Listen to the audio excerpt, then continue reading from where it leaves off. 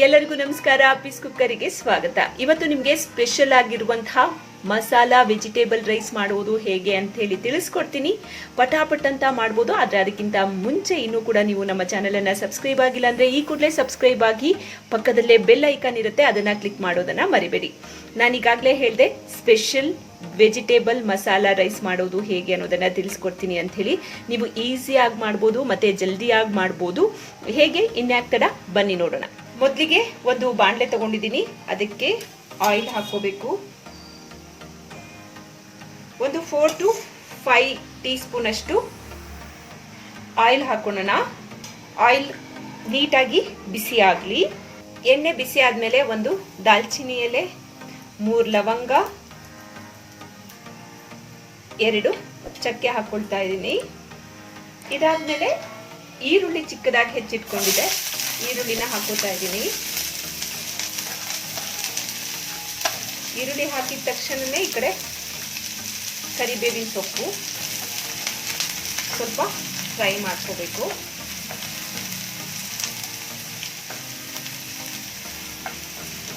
ಬಿಸಿ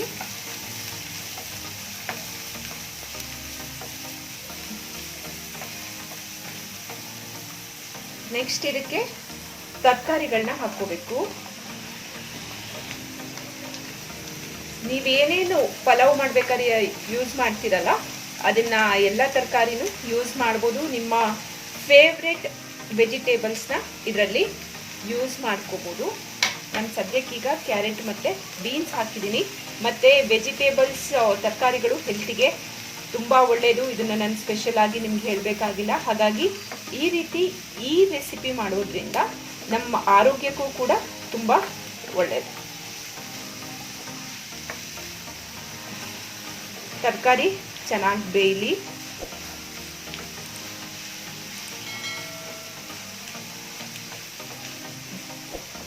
ಇದಕ್ಕೆ ನಾನೀಗ 1 ಚಮಚದಷ್ಟು ಶುಂಠಿ ಬೆಳ್ಳುಳ್ಳಿ ಪೇಸ್ಟ್ ಹಾಕುತ್ತಾ ಇದ್ದೀನಿ.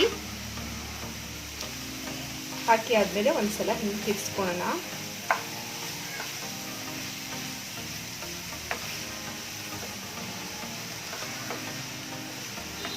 ಎಣ್ಣೆಲೆ ಸ್ವಲ್ಪ ಬೇಯಲಿ, ಹಾಗಾಗಿ ಇದನ್ನ ನಾನು ಮುಚ್ಚಿಡ್ತಾ ಇದ್ದೀನಿ.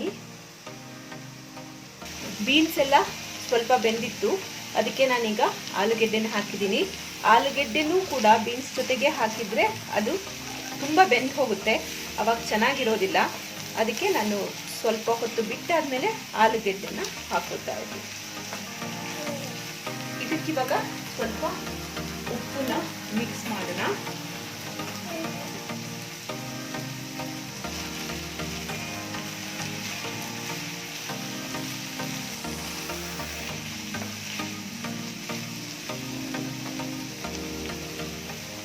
ಸ್ವಲ್ಪ ಮುಚ್ಚಿಡ್ತಾ ಇದ್ದೀನಿ.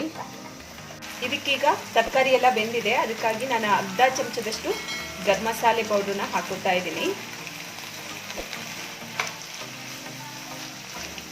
1/4 ಚಮಚದಷ್ಟು ಪೆಪ್ಪರ್ ಪೌಡ್ರು,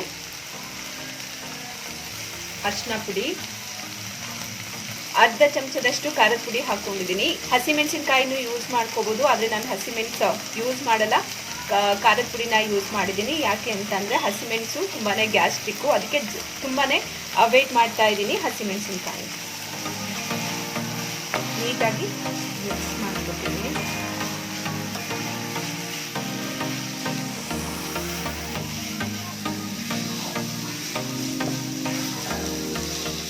ಸಾಕು, ಮಸಾಲೆ ರೆಡಿಯಾಗಿದೆ.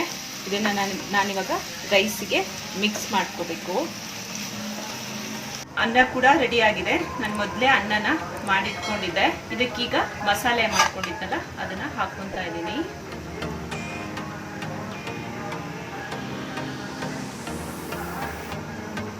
ನೋಡ್ಕೊಂಡು ಹಾಕ್ಕೊಳ್ಳಿ, ಆಮೇಲೆ ಬೇಕಾದ್ರೆ ಮತ್ತೆ ಮಸಾಲಾನ ಹಾಕ್ಕೋಬಹುದು.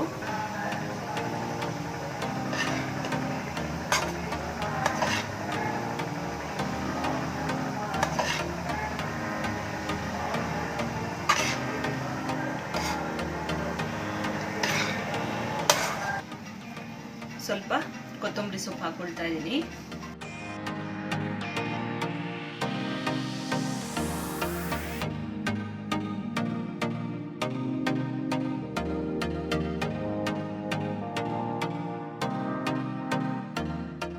ಸಖತ್ತಾಗಿರುವಂತಹ ಮಸಾಲಾ ವೆಜಿಟೇಬಲ್ ರೈಸ್ ರೆಡಿ ಆಗಿದೆ. ನೀವು ಕೂಡ ಟ್ರೈ ಮಾಡಿ ಹೇಗೆ ಬಂತು ಅನ್ನೋದನ್ನ ನನಗೆ ಕಾಮೆಂಟ್ ಬಾಕ್ಸ್ ಮೂಲಕ ತಿಳಿಸಬಹುದು. ಇದಾಗಿತ್ತು ಇವತ್ತಿನ ಸ್ಪೆಷಲ್ ರೆಸಿಪಿ. ನಾಳೆ ಮತ್ತೊಂದು ರೆಸಿಪಿಯೊಂದಿಗೆ ನಿಮ್ಮ ಮುಂದೆ ಮತ್ತೆ ಹಾಜರಾಗ್ತೀನಿ. ಧನ್ಯವಾದಗಳು.